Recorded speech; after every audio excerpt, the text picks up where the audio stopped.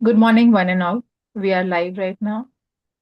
I'm Dr. Smarnika from IAP Digital Media team. I will be the host for today's webinar on state-based pulmonary rehabilitation protocol in COPD, that is from ICU to community reintegration, with resource person Dr. Divya Gunjan. This webinar is being organized by District Bilaspur from Chhattisgarh IAPWC.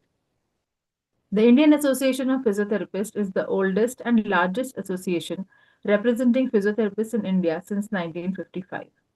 The IAP digital media team consists of a group of physios who handle Zoom platform, webinar live streaming, and IAP profiles on social media platforms like Facebook, Instagram, Twitter, LinkedIn, and YouTube. Follow IAP profiles on these social media to receive notifications for our events such as webinars, workshops, CMEs, conferences, health camps, blood donation drive, and to know about recent updates on physiotherapy. Subscribe to IAP YouTube channel for notifications of our live webinars.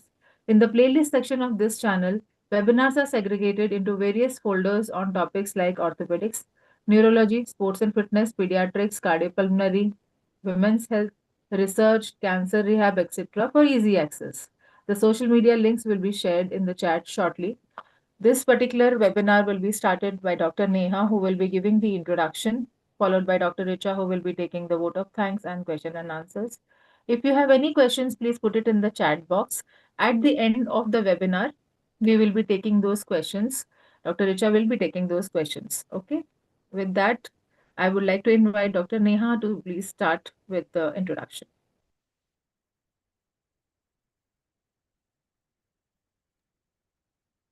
Good morning, everyone. I'm Dr. Neha, District Coordinator, Bilaspur, Chhattisgarh. I would like to sincerely thank you all for joining us today's webinar. As we have limited time today, especially since it's Sunday,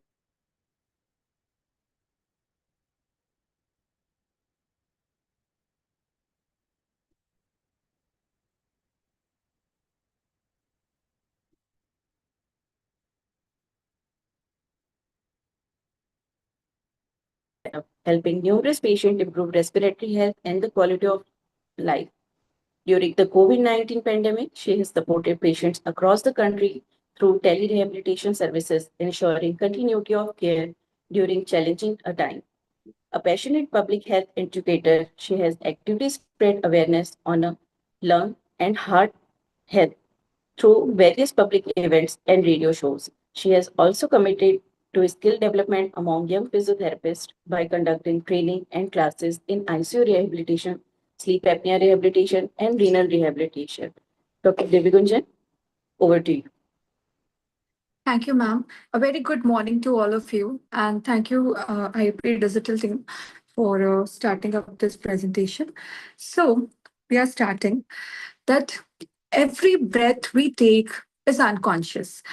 But for millions, they struggle with the breath every day, and they are our COPD patients.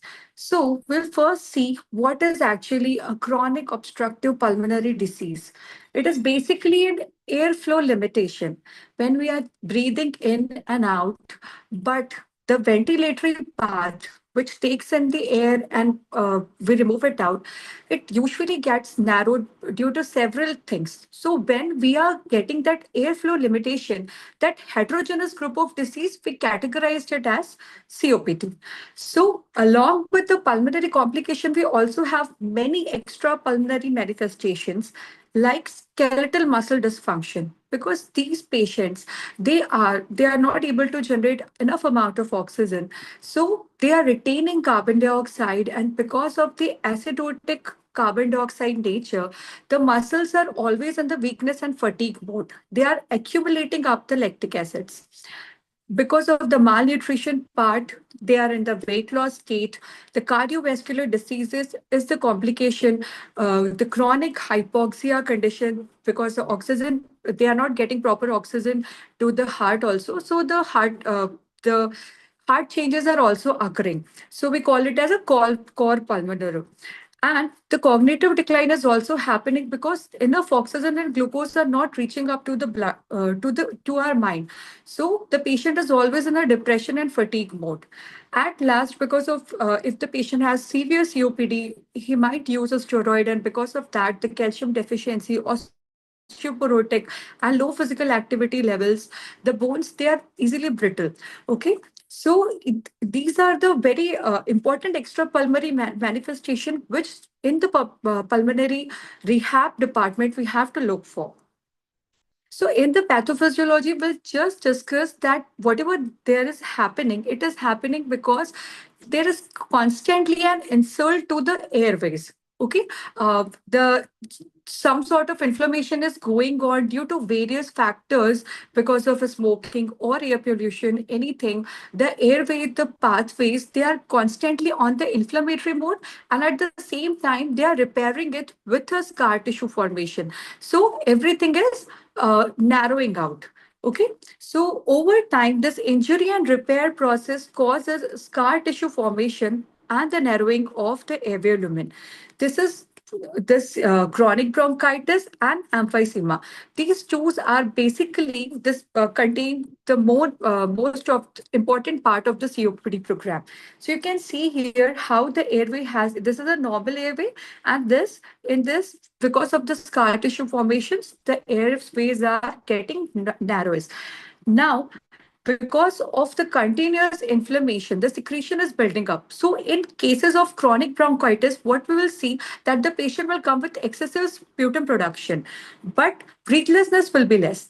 But in the case of emphysema, which you can see here, the alveoli, the functional unit of the lung, they converse. They are not in the packet or balloon forms. They actually converse and form a short single balloon-like structure. So our area is getting less, so less of the diffusion of the air is happening here. Okay, so we will get more of the deadening effort. So with we need to know about the pathophysiology because it will help us to understand how we are dealing with the patient. So in case of chronic bronchitis, we'll see more of the sputum production and how we can expectorate, help them with the expectoration part. And in the emphysema, how we can manage the dyspneic part. Okay, so these are the factors like smoking, even the passive smoking. If you are in a room filled with smokers, you are actually passive smoking and you also in the verge of COPD. Okay, and occupational exposures, like if the patient is working in cement industry or anything, ambient air pollution, and the deficiency of alpha-1 antitrypsin.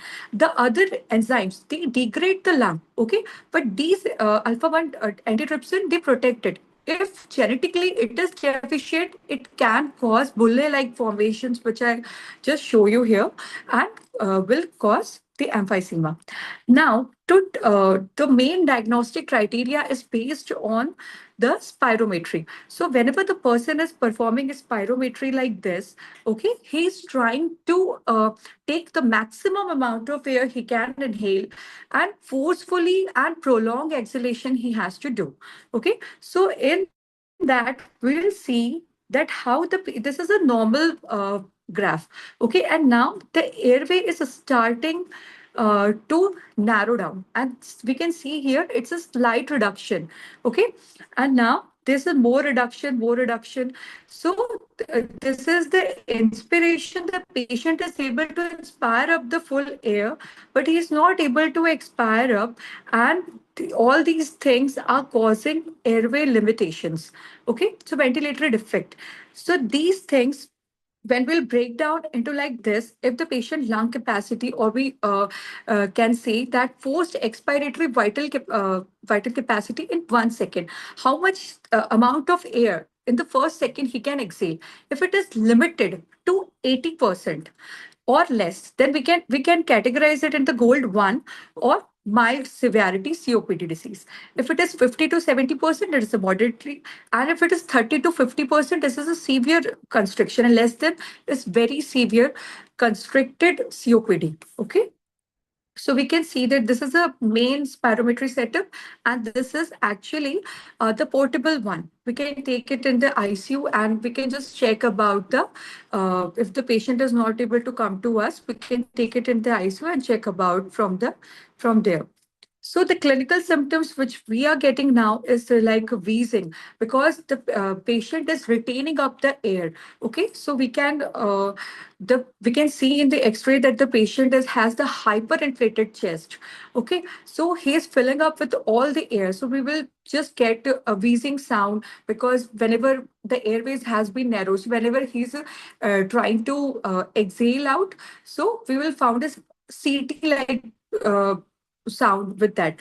And the patient also has lack of energy, which we have discussed recently, frequently respiratory infection because of the low immunity of the lung. Okay, and the chest heaviness and tightness. And most important complaint, he will tell you that in the morning I just have to clear my throat. The secretion has been built up all over the night, and in the morning I have to clear it up. So it's a chronic cough that produce mucus, because like we have seen, it is a regular insult that is happening on a regular basis. Okay, so every now and then the sputum production will be there. And unintended weight loss, shortness of breath, especially during the physical activity. Now the X-ray will be look like this, because we have already discussed that the patient has retained air. So in between the ribs, you can see here there is marking of the hyperinflated. It's a hyperinflated chest, and in between the ribs, they are more bulged out. Okay, it's a barrel-shaped chest, and because of the more air vertically, you can see that there is a flattening of the diaphragm. The diaphragm, it usually it's like you can see here the green lines. These green lines are the normal diaphragmatic shape, and now because of the air, they get flattened. Okay, so this is a COPD chest, and this is the emphysematous chest. Here you can see that all the alveoli, they have burst into a bulle-like formation, and these bullae, it doesn't have much of the pulmonary vasculature or markings. Here you can see the airways, the capillaries, they are intruding, but here it doesn't, because the air has become just a one sac. Okay, so we can see here that it is more hyperlucent. It is very much visible, like very dark. Okay, so we can see here that it is an emphysematous chest. Okay, so now we will come into the how we can help the patient if he is very severely ill or severely grade 4 COPD. Basically, these type of patients, they are in the ICU. You can get them in the ICU, or if they are doesn't have much of the breathlessness, you can get in the OPD also. But they have severely restricted chest. That means they are able to take up the air, but they are not able to expel it out. So they are retaining the carbon dioxide. So because of the carbon dioxide, they have the hypoxic drive. They are not in the hypercapnic drive. Usually we are in the hypercapnic drive. Whenever we build up more of carbon dioxide, we start to we increase our respiratory rate and we try to expel it out. But in these type of patient, we have to make sure that that excessive carbon dioxide, we won't just get them into the NIV or anything, because there is a permissible amount of carbon dioxide we had to give it. Okay, because they had generated the hypoxic drive. They are because of the when they will feel that there is a lack of oxygen, they will start uh, breathing. Okay, so we have to make sure that whenever we are in the rehab program, we will give them 88 to 90% of the oxygen saturation. Means we will provide them with the oxygen only with 88, there will be the marginal oxygen like 88 to 92%. Okay, and we won't try to make them over oxygenated. Okay, so in the ICU, how we will see that these patients will be tachypnic. They will be breathing very fast. So first we have to start with the breath control exercises. When they will come, because of the excessive buildup of the carbon dioxide, maybe they will be put on the NIV mask. NIV, what it will take? it will try to expel out all the carbon dioxide. So we can teach them how they can control the breath so that they can sync with the ventilator. It's a very simple technique. You can ask the patient to first exhale out. Okay, we will never tell the patient to inhale because he won't be able to. If he's breathing very fast, he won't be able to inhale. Okay, so we'll tell the patient to exhale out, like, and that's it. And we'll wait for some time. And then we'll again ask the patient to breathe out. Then we'll tell the patient to do it repeatedly for next 2 to 3 hours. Once he will master the art of exhalation, his inspiration point will automatically switch on, and switch on, and he will start to inspire also. Then we have to recruit the diaphragm. So what we'll tell the patient, we'll tell him to place his hand over your upper belly and try to breathe in, and breathe in slowly. And it would be a normal breath. It won't be a big breath because we won't be able to do that in the initial phases. We are doing the breath control part. So once we have mastered the exhalation, two things will happen. The excess of carbon dioxide will also wash out with the personal breathing technique or the prolonged exhalation. And the second, what will happen? The inspiratory point will switch on, and he will start doing the normal inspiration. With the NIV mask, we'll tell the patient to do it every 40 minutes, that breathe in slowly and then exhale out in a loud form. We won't tell him to breath hold because he won't be able to do that. So first start with expiration, then try to just add a normal inspiration with the NIV mask. And once the patient is able to do that, we'll add up 3 to 5 seconds breath holding. All these things will happen with the NIV mask, and the repetition will be like 4 to 5 times per hour, or every 40 minutes, he will repeat it. And then after that, once we are able to take off the mask for some time, at least like for example, nebulization, then we'll ask the patient that after neb, he will start with his spirometry training. And that spirometry normal inspiration and expiration, we'll see a video how we will demonstrate the patient to with the spirometer. Or we can tell the patient to do this a cappella. Okay, you can see here in the picture, it's actually this a cappella is a forced expiratory device, which also helps if the patient has a sputum. So you just have to breathe in and expel out through it. And the vibration will bring up the mucus towards your throat, and you will be able to clear it out. So you can do this after the nebulization part, or you can simply tell the patient to do the spirometry and uh, cough out. Okay. So these things will we will do once the patient in a day or two, if he is able to, we can just change the mask with a normal nasal oxygen. After the nap, we can practice all these things. Okay, and we'll also teach the patient with the single nostril breathing. Single nostril breathing is a very effective technique to bring down your heart rate, bring down your respiratory rate, and at the same time, it's like a meditative breath. So you can, the sensation of dyspnea will also lessen, because whenever the patient will start exercising, he will feel this. If he will doing any sort of activity, he will get the dyspnea perception. So it's a very simple technique which we have to taught to the patient. Like, we are just closing your one nostril with one single finger, and from another side, we are breathing in, holding it for some time, and then we are breathing out.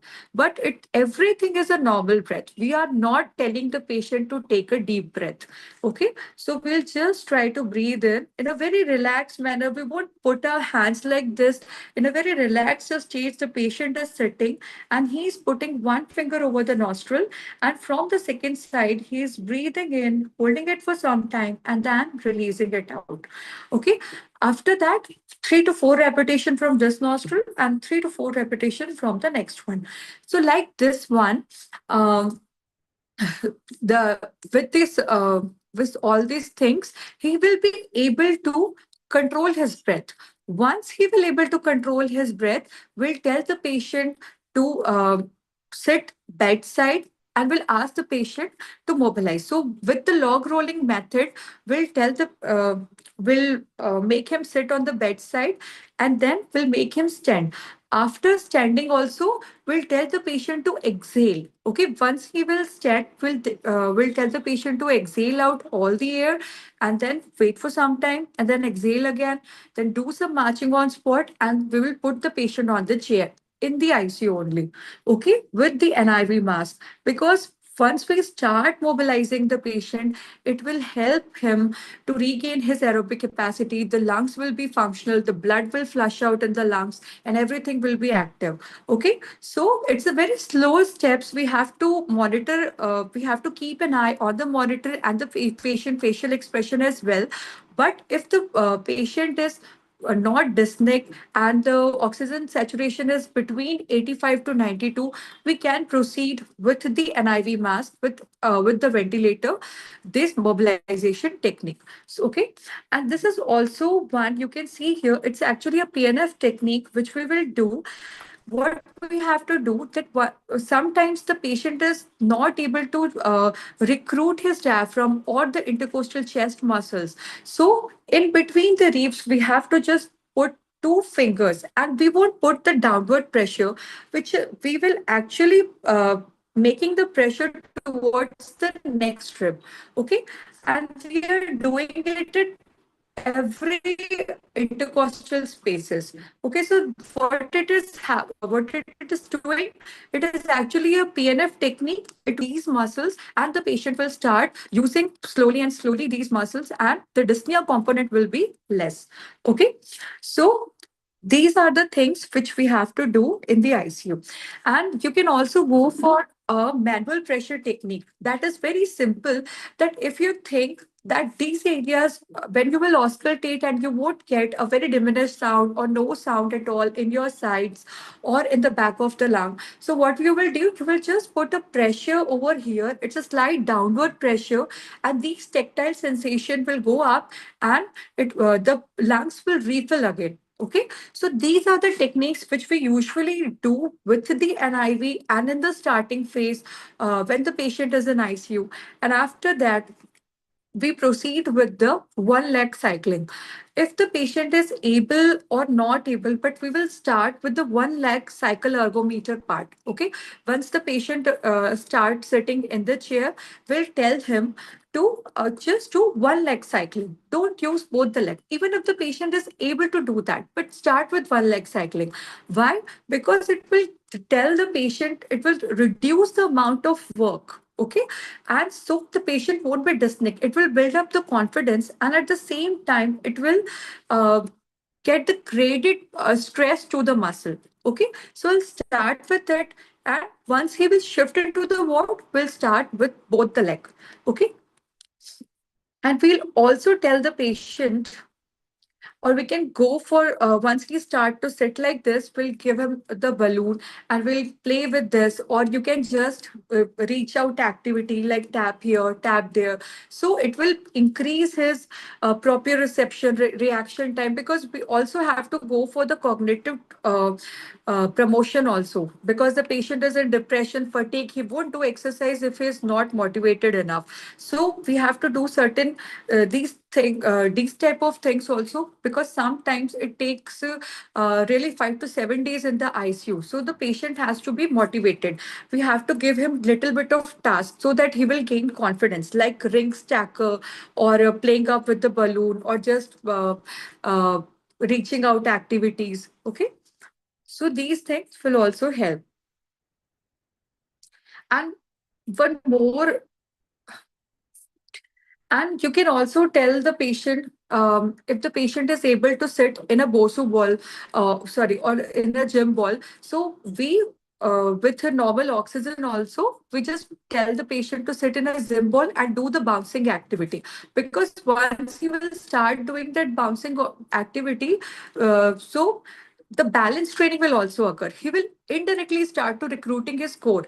And if his core is built up and it's strong enough, then he will be able to expectorate or easily. Okay, so all these things we do for the dyspnea part.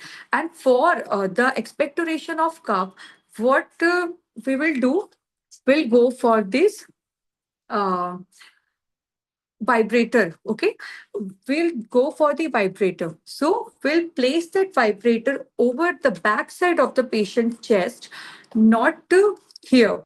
Okay, so what we'll do, that we'll try कि हम patient को back side से, spine के जो side से आप उसे lateral side की तरफ लेके आएंगे.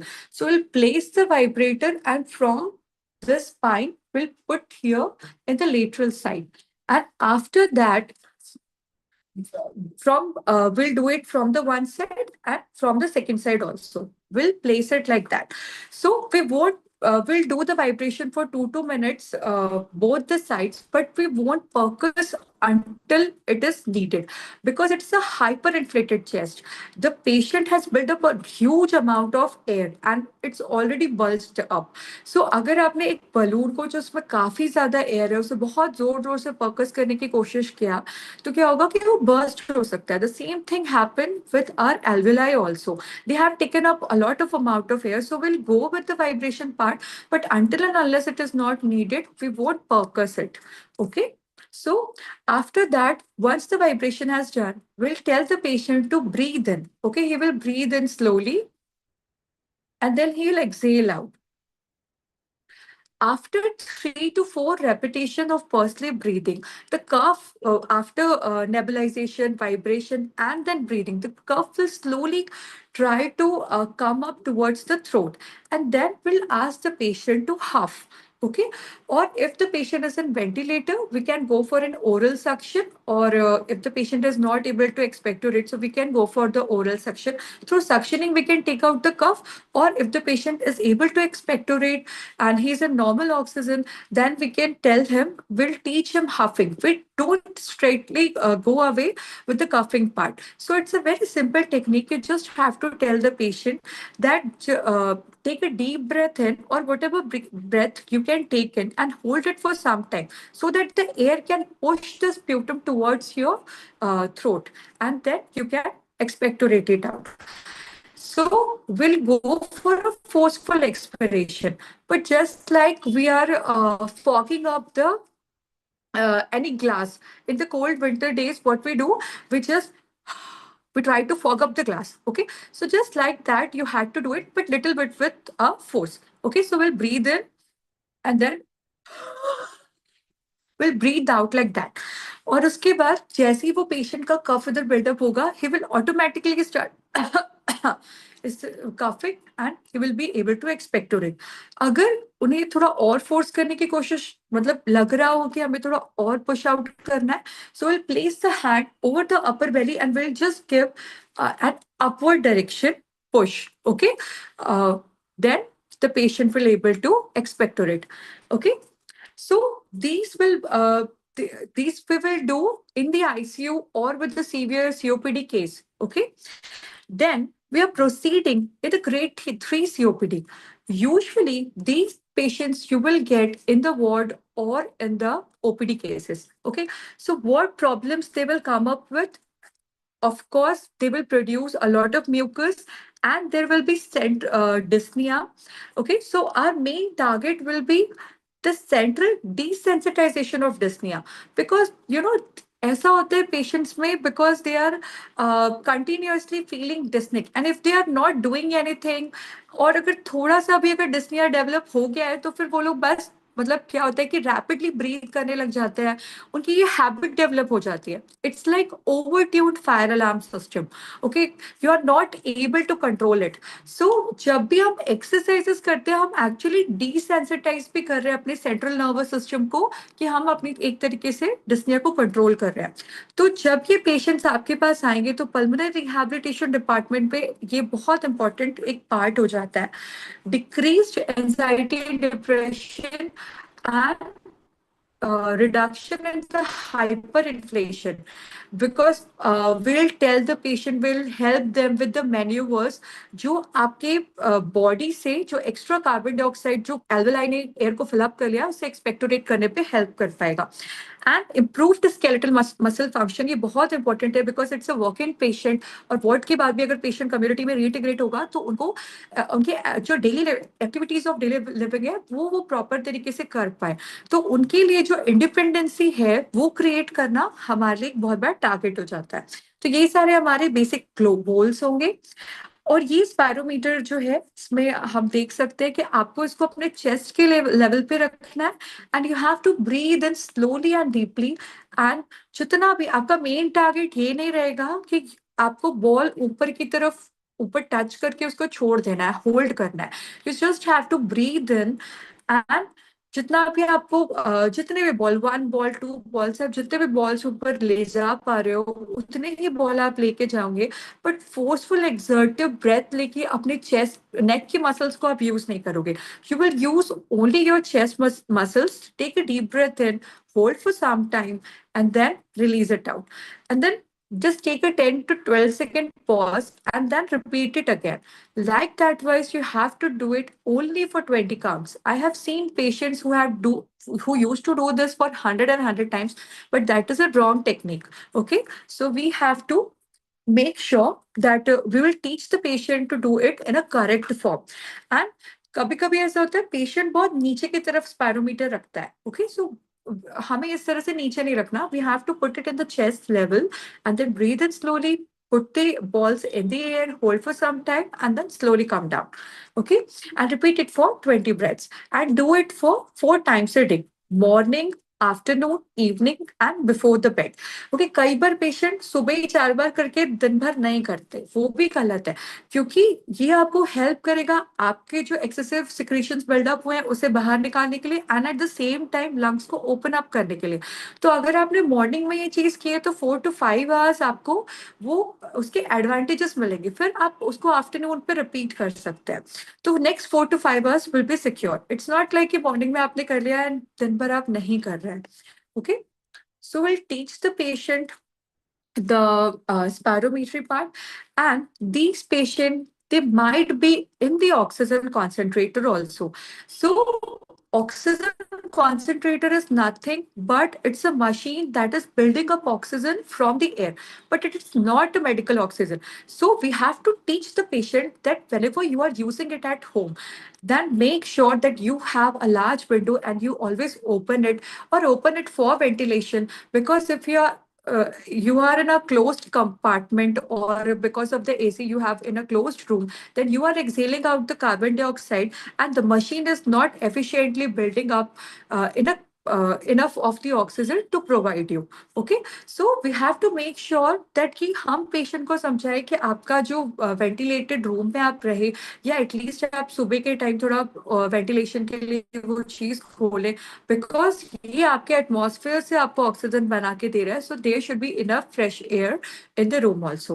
And at the same time we also have to taught patient that आपको इसे टाइट्रेट करके रखना है। जितना आपको मतलब बताया गया है कि 88 to 92% तक आपको ऑक्सीजन सैचुरेशन आपका आना चाहिए, उतना ही आपको मेंटेन करना है। तो इसके लिए आप उनको एक वेंचुरी जो रहता है वो आप दे सकते हैं, क्योंकि हमें एक टाइट्रेटेड ऑक्सीजन देना, हमें ओवर करेक्ट नहीं करना। कई बार पेशेंट को लगता है कि अरे मेरा तो 100% नहीं आ रहा है, वो खुद ही से उसको इंक्रीज कर लेता है। तो इस तरह से हमें पेशेंट का जो एजुकेशन पार्ट है वो एक चेस्ट फिजियोथेरेपिस्ट के ऊपर रहता है, तो वो चीज हमें को बताना होता है। ये होता है कि वेंचुरी होता है, कई बार अगर हमें पेशेंट को टाइट्रेटेड ऑक्सीजन देना होता है तो हम मास्क के साथ में इस तरह से वेंचुरी कनेक्ट करते हैं। They are nothing but they will provide the titrated oxygen. For example, अगर ये ट्यूबिंग आपके ऑक्सीजन सोर्स से कनेक्टेड है तो ये आपको 100% ऑक्सीजन प्रोवाइड कर रही है। बट अगर आपने यहाँ पे देखा, यहाँ पे छोटे छोटे एक ये ये छोटे छोटे होल्स जो है, ये नॉर्मल एयर को भी उसके साथ मिक्स कर रहा है।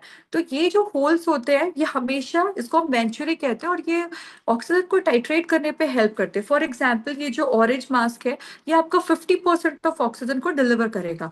ठीक है, तो इसमें होल्स उस अकॉर्डिंग रहेंगे, और आप इसको उसके साथ भी कनेक्ट कर सकते हैं। तो हमेशा पेशेंट को उतना ही डिजायर्ड अमाउंट ऑफ ऑक्सीजन मिलेगा।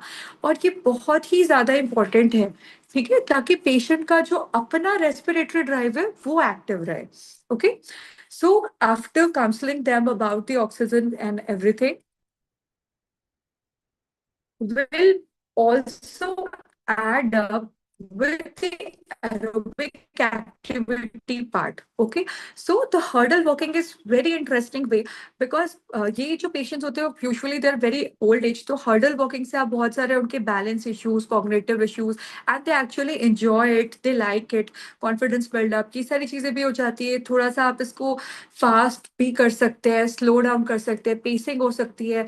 कभी कभी आप पेशेंट को बोल सकते हैं do it fast, do it slow, according to their status. Okay, so इससे थोड़े से एक माइल्ड एरोबिक एक्टिविटी, यहाँ से जब उनका कॉन्फिडेंस बिल्डअप होना स्टार्ट होता है, then at the home in the home programme will add up the walking in their list. Okay, वरना इनिशियली उनके लिए अराउंड द हॉल एम्बुलेशन या वॉकिंग भी काफी डिफिकल्ट हो जाता है।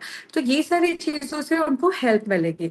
उसके बाद फिर हम आएंगे बैलेंस ट्रेनिंग में। ये सारी चीजें फॉल प्रिवेंशन पे बहुत हेल्प करता है, कि आप उनको इस तरह से बैलेंस ट्रेनिंग के लिए आप हील टू टो वाले एक्टिविटीज करा सकते हैं, और इस तरह से ये चीजें दे सकते हैं। हर्डल वॉकिंग में भी हमें ध्यान रखना है कि हम अलग अलग तरीके के, जैसे इस तरह जिगजैग वॉकिंग करा लिया, लास्ट में हमने बोसो बॉल डाल दिया ताकि वो वन लेग स्टैंडिंग कर पाए। तो इनसे इनके फॉल प्रिवेंशन वगैरह में भी आप हेल्प हो सकती है।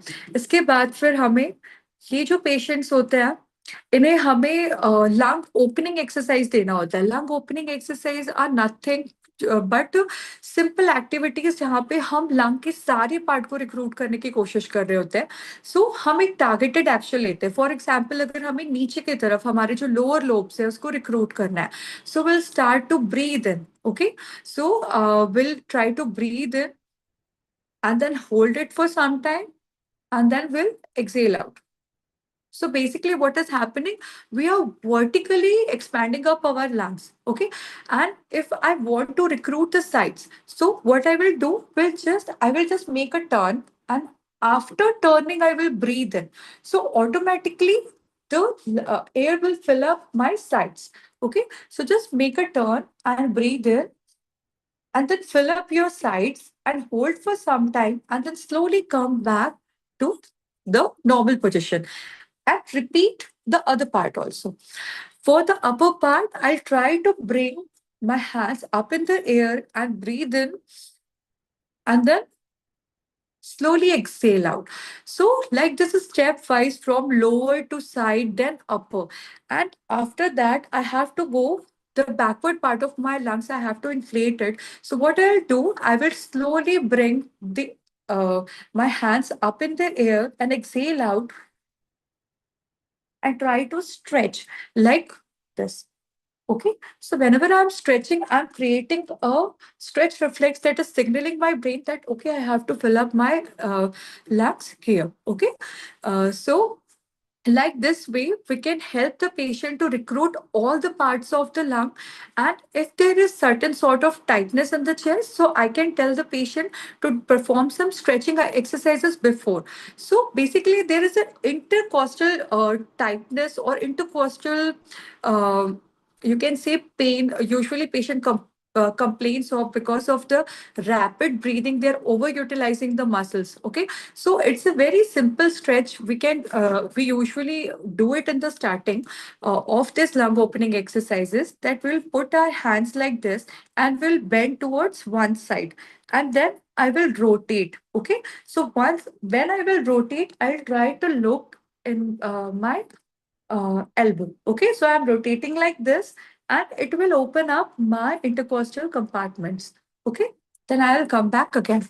Once done both the side, I'll start with simple breath training, breath control training. And once the patient is doing it properly, like Then we'll go for the lung opening exercise, which we have just discussed, like here, and then turn, breathe in, go up, breathe in, and then in the fourth exercise part, bring up your hands like this, breathe in, and then slowly exhale out and try to stretch. Okay. After all these things will happen, we'll tell the patient to hold the breath. Okay. So we'll go for the breath holding part, 30 to 40 seconds. That is enough. So whatever he is able to do initially, like for 10 seconds, every after 2 to 3 days, will increase for 12 seconds, 14 seconds, like that. Okay. So once the breath holding is done, we'll proceed with the limb movement activities. We can give him the stick exercises. Stick, you can use a normal stick and you can tell the patient to do these activities, because what will happen, the patient will easily get dyspnea. So sometimes if we are doing the individual exercises, like for example, we are just putting up one hand and doing resistance training, and from here also we are doing resistance training. So in between the session only the patient will start feeling dyspneic, so he won't be able to do that. So stick exercises are actually very easy way. We can start with a normal plastic pipe stick, and we can proceed, we can increase the weight of the stick, and simultaneously both the hands are getting exercised. Okay. So in the short interval of time we can cover a major large group of muscles, so we can proceed with these things. Okay. And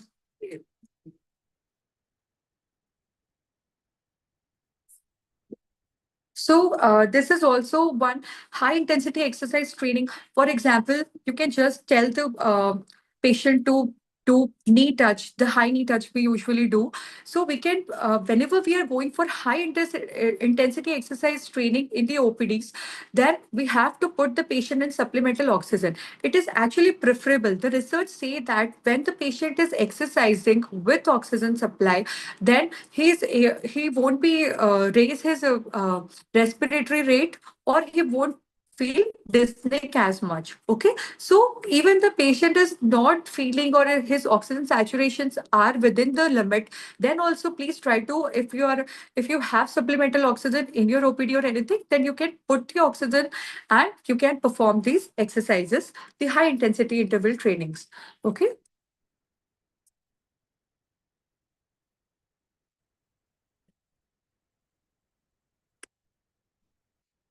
So in the grade two, usually these patients are very good in resting, but they have activity limitations.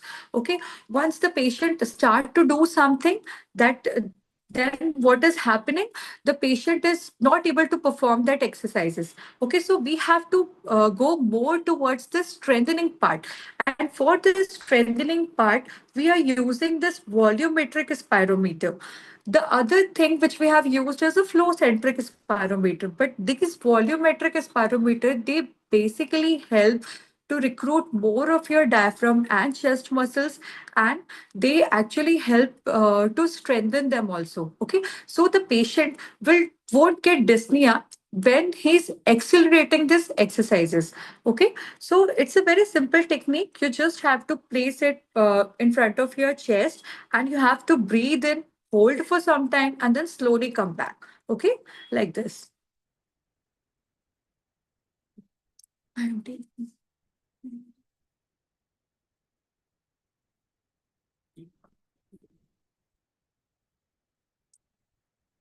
Okay.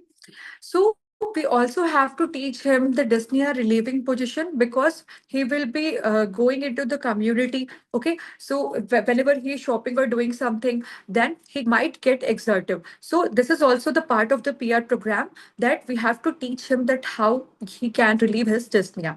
Okay. So like this, forward leaning and then leaning anywhere, or leaning down while shopping. Okay. So this high sideline position, it is very comfortable for the patient. Okay. So all these things will happen. And then once now we'll accelerate the patient for the strengthening part. So this is actually a very open book position, and it recruit your diaphragm both the sides. And in this position, you will breathe in, hold for some time, and exhale out. Okay. And for the musculature part, you can just take simple dumbbell, and you can increase the dumbbell exercises you can provide him. Okay. With the TheraBand, you can just place it around your chest muscles and then breathe in and hold for some time and then exhale out with the TheraBand resistance. Okay, we can these sort of exercises we have to build up the strength of the patient like this. Okay, he's using the kettlebell also, and with the foam roller, we are just placing it in a very convenient position and then breathe in, hold, and exhale. Okay. Now, the pulmonary rehab in grade 1 or young or early COPD patients, because of the air pollution and everything, we are, usually we are seeing these sort of patients also. And in these patients, we have to teach them preventive strategies.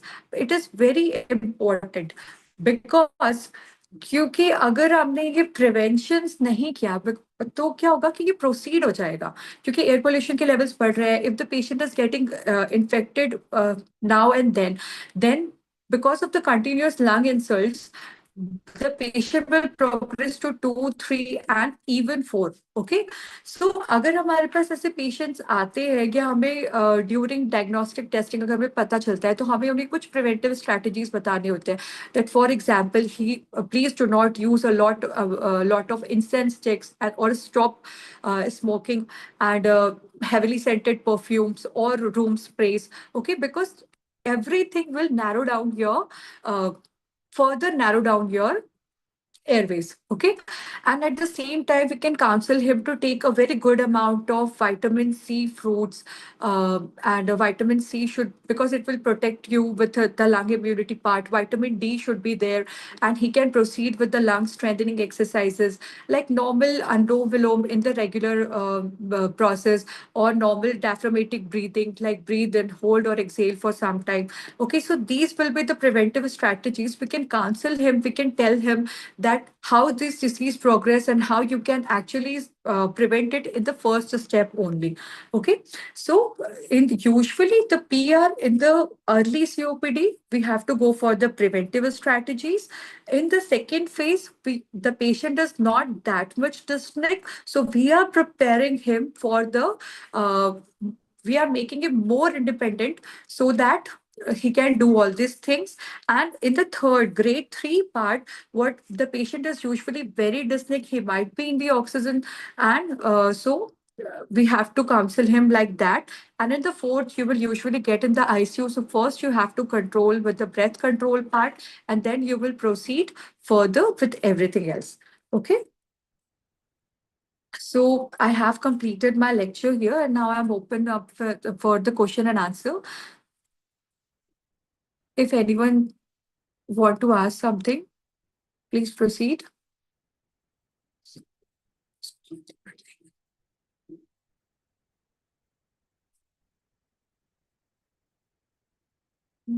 Dr. Richa, please take over.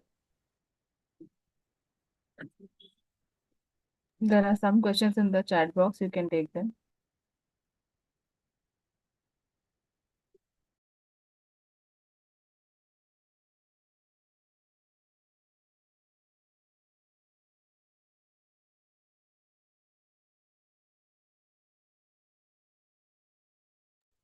Hello everyone, I am Dr. Richa Sharma from uh, Sub-Coordinator from Bilaspur District, IP Women's Cell.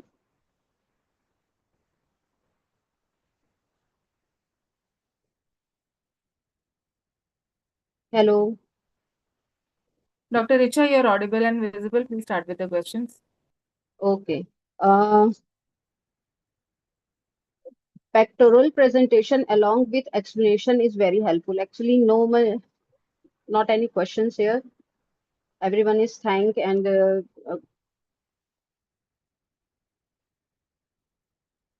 hello. Okay. So with this, we can come to an end, you can give the vote of thanks. There is a question, I think you can go through that. Can regular pranayam practice help in rehabilitation protocol? Okay. Okay, no one questions is here, I think. Dr. No Divya Uh, question. Gunjan, Divya Gunjan, please mute off. Unmute करिए आप. Uh, Unmute, and there's only one question regarding Uh, pranayam. You can take that. yeah, yeah. Actually, pranayama is a bit different with the rehab. Okay, pranayama is a very good technique and very good practice, but in the normal individuals. But in the rehabilitation part, what we have to do that in the pranayama, we are basically focusing on the deep breaths. Okay, but in the session, I have told you that we are asking the patient to take normal breaths because the lungs has been already filled up with a lot of airs. Okay, and the patient in the pranayam, the patient is usually focusing on taking the deep breath, deep breath. He is not focusing on the exhalation part. But in the case of COPD, we have to focus. We are going with the airway limitation, so we have to focus more in the exhalation part. Okay, so we are telling the patient to exhale first. Exhale prolong, and the exhalation should be very gentle. Okay, it's not like not like that. It's like that you're exhaling, but in a very gentle and prolonged way.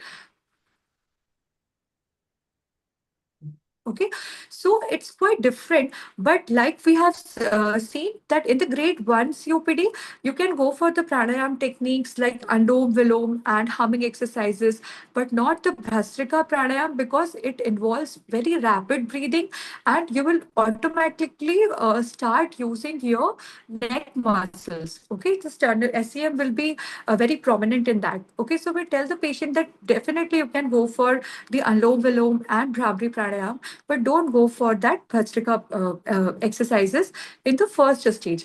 And but in the second, third, and fourth, we usually tell the patient to do these type of diaphragmatic breathing, pursed lip breathing, single nostril breathing, breath control, or breath holding, like we have taught you. Okay, not with the in any other yoga method, because sometimes the patient is doing the exercises but his breathing pattern is not good, और sometime the patient अगर उन्होंने YouTube channel से देख के उन्होंने exercise करना start कर दिया but he doesn't know that this part of the lungs has been not recruited. So once we will start recruiting this, overall the lungs will be strengthened. But अगर यहाँ के पार्ट से आपने recruit नहीं किया और आप अपने लंग को स्ट्रेंथन करने चले हो तो जितना पार्ट आपके पास है सिर्फ वो ही स्ट्रेंथन अप हो पा रहा है. So we have to go likewise. Okay. Anyone wants to ask any other question?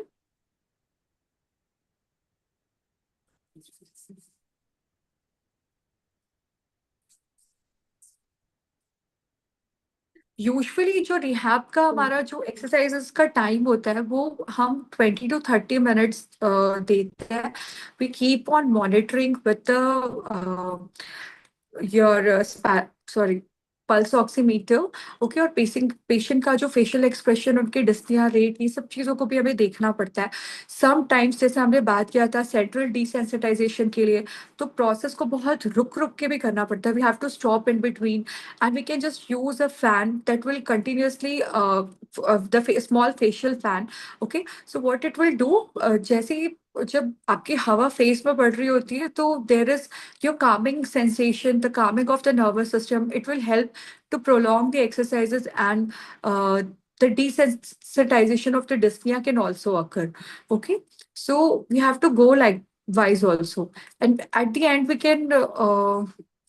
we also in the ICU we have to go multiple times to see a COPD patient because एक बार में आप बहुत लंबा session नहीं ले सकते. So for 5 minutes, sometime it happens that we have to go for 4 to 5 times for 5 minutes, for 5 minutes likewise. Okay. uh, Dr. Gunjan, next question is when we start inspiration in spirometry, which stage?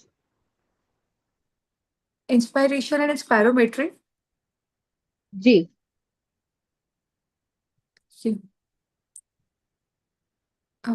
Inspiration, spirometry. Actually, I'm not clear with the question. Can you please? So inspiration means if you're telling spirometry, you can use in all stages. The spirometer, if you're asking about it, so in grade 4 only we can start with the spirometer. Okay, मतलब अगर NIV हटा लिया nebulisation के लिए आपने normal उनको एक normal nasal oxygen पे रखा है या फिर वो हाई फ्लो ऑक्सीजन पे है, तो आप स्पायरोमीटर उसके साथ में पोस्ट नेबुलाइजेशन आप स्टार्ट कर सकते हैं।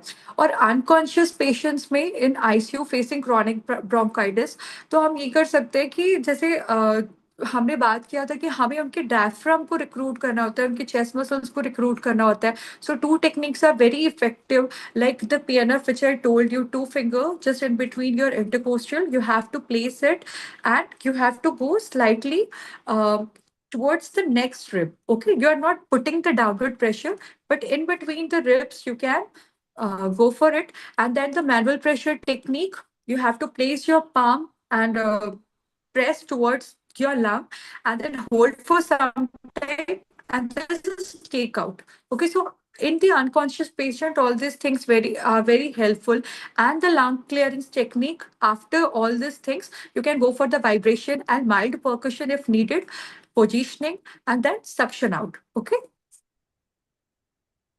Okay. Dr. Gunjan, next question from Dr. Saurabh Sharma, sir. Can you highlight about the unconscious patient in ICU facing chronic Yeah. bronchitis in Yes. short? हाँ वो उसी का ही अभी मैंने I just answer that question Okay, okay, only, okay, sorry, that in sorry. Unconscious patient you can go for the what if a patient is not able to cooperate? Yeah, it's actually very difficult thing, okay?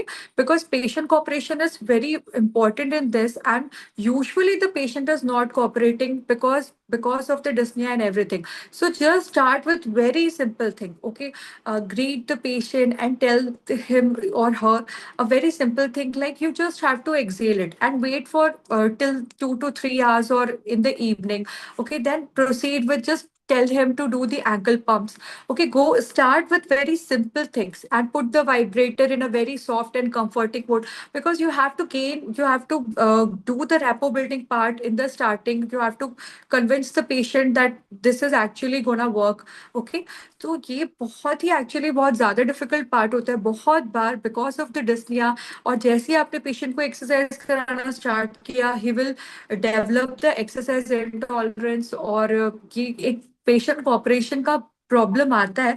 सो हमें क्या करना होता है, we have to start with very simple things like only exhaling out, ankle pumps. जैसे उसका pedal oedema थोड़ा कम होने लगेगा, जैसे ही उसको थोड़ा सा थोड़ा ब्रेथलेसनेस पे कंट्रोल आने लगेगा with the personal breathing technique, he will start trusting you, and then slowly you can just proceed with your program. Okay, thank you, Dr. Gunjan ma'am. Next question from Vikram Dwivedi, sir. So Dr. don't Vikram give Dwivedi, me sir. till today. Excuse me. According, hello. Yes, ma'am. Yes, ma'am. Okay. Next question from Dr. Vikram Dwivedi, sir. My query was that we a patient who participate regular pranayam through life, he benefited in any lung pathology recovery, or a pranayam has nothing to do with rehabilitation. Ma'am, like I have already told that in the preventive strategies, like the early COPD, or once we have started seeing that there is an airway narrowing, then we can he can do that pranayam. लेकिन अगर patient काफी ज्यादा second और third मतलब stage में है, so I don't tell the patient to go for Andom Vilom or things like that, because we have to focus more on the expiratory part.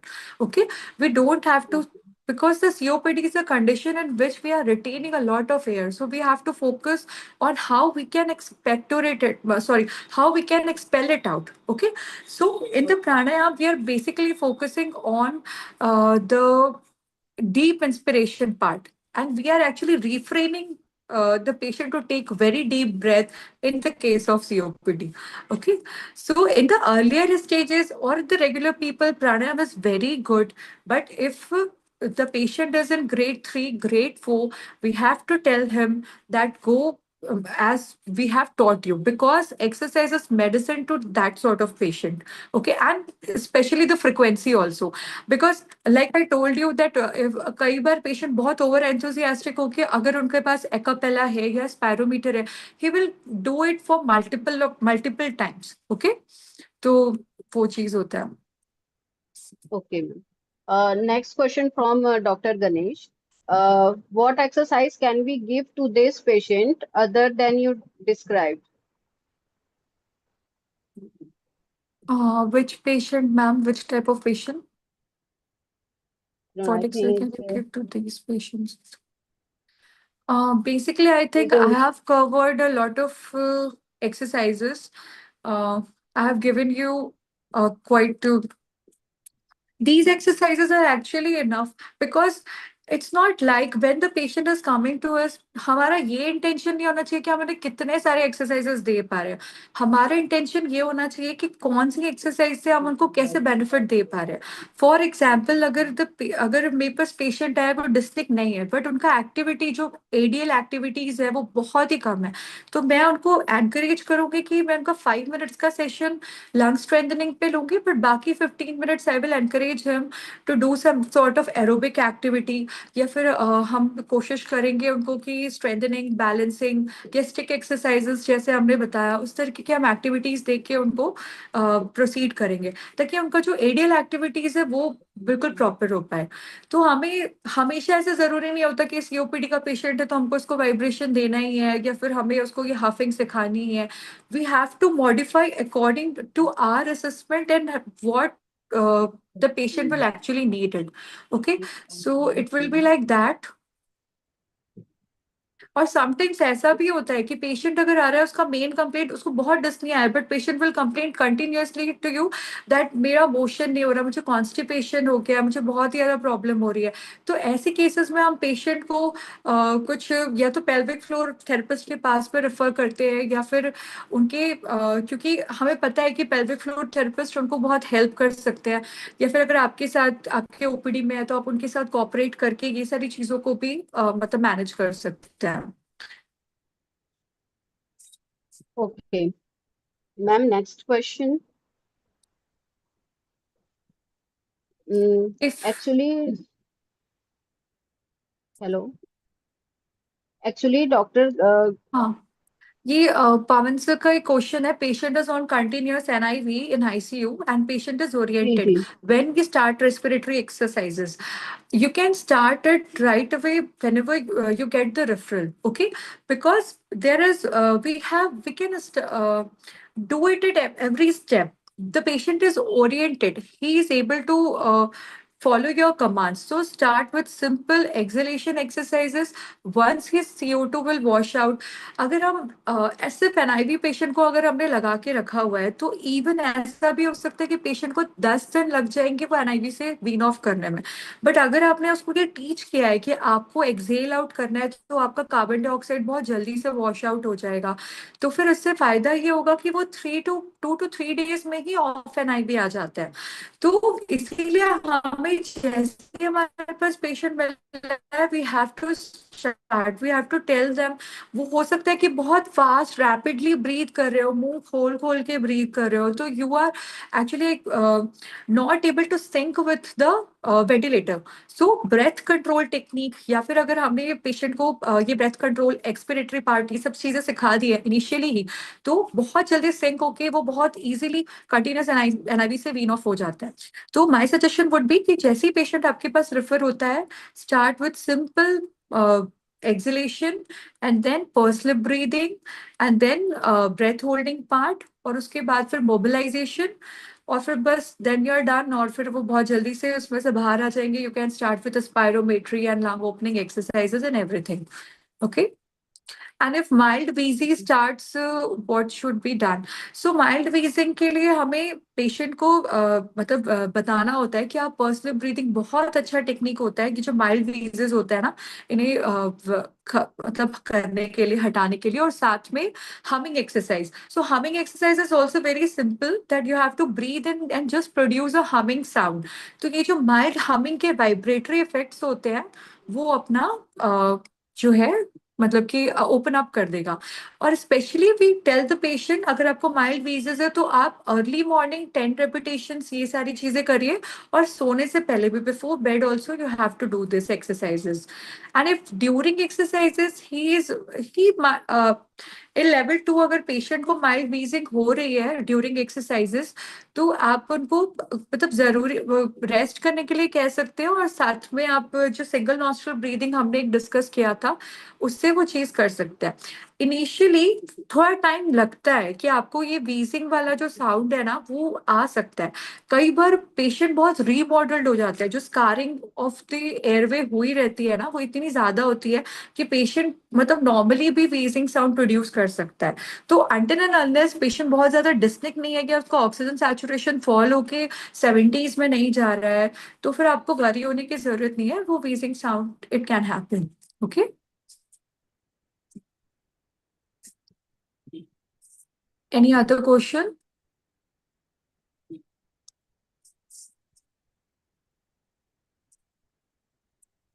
Okay. I think Dr. Richa, you can go Okay. with both of that. Okay, ma'am. Again, hello. Again, I can give my introduction. I am Dr. Richa from Bilaspur district, IAP Women's Health sub-coordinator. Thank you so much, Dr. Gunjan, to give a beautiful, wonderful session.